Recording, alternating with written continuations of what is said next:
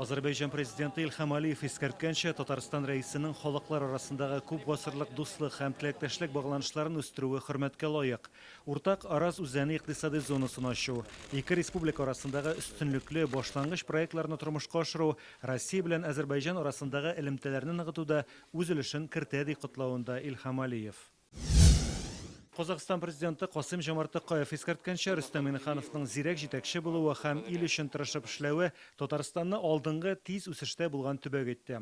Социаль-икътисади, гыйльми-техник үсештә булу Казанга халыкара киләчәк уеннары мультиспорт турнирын үткәрү, башка төр дөнья дәрәҗәсендәге форумнар оештыру хокукын бирде ди Касым-Жомарт Токаев.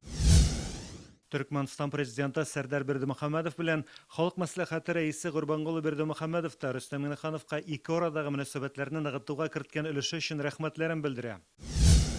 Чечня башлыгы Рамзан Кадыров Татарстан рәисен Россия төбәкләре җитәкчеләре арасында иң тәҗрибәле һәм нәтиҗәле эш алып бара торган шәхес дип атады. Көчле җитәкче сыйфатлары булган, эшен яратучан, Татарстанны үсешкә алып барган илнең сияси үзенчәлекле фигурасы дип зурлый. Татарстан Дәүләт Советы рәисе Фәрит Мөхәммәтшин үз мөрәҗәгатендә рәискә нык сәламәтлек, озын гомер, республика ил үсеше өчен эшендә уңышлар теләде. Аның социаль сәхифәләренә котлаулар татар, рус, хәтта инглиз телләрендә килә. Рөстәм Миңнеханов барысы өчен рәхмәтен җиткерде. Кадерле дуслар, һәммәгезгә дә хәерле көннәр. Бик зур рәхмәт сезгә. Большое спасибо за ваше внимание, за ваше поздравление.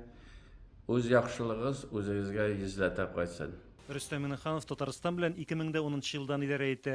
Башта Биектау районын, аннары финанс министрлыгын, республика хөкүмәтен җитәкләде. Аны һәрвакыт ачык, максатына ирешүчән вакыйгалар эчендә куйнап, халык белән элемтәдә булганы өчен хөрмәт итәләр. Россия президенты Владимир Путин кушуы буенча Рөстәм Миңнеханов 10 елга якын Россия ислам дөньясы стратегик күзаллау төркемен җитәкли. Ул шулай ук Россия Дәүләт Советының төзелеш буенча комиссия рәисе дә әле. Бүген көн дәвамында яңгыраган котлауларга ТНВ Милли медиа холдингы да кушыла. Татарстан рәисе теләктәшлеге белән 5 ел элек беренче татар балалар телеканалы Шаян ТВ эшли башлады. Аны ачуда ул шәхсән катнашты. Хәзер дә эшчәнлекләре белән даими кызыксынып тора. Шушы еллар эчендә Шаян үзенең телевизион тапшыруларын гына түгел, татар балалары өчен башка бик күп әһәмиятле проектларын тормышка ашырды. Муса Җәлил исемендәге премия лауреатларына 5 ел тулганны Татар дәүләт академия театрында Шаянда үзгәреш җиле белән билгеләп үттеләр. Республика спорт тарихындагы вакыйга Шаян матч уздырды.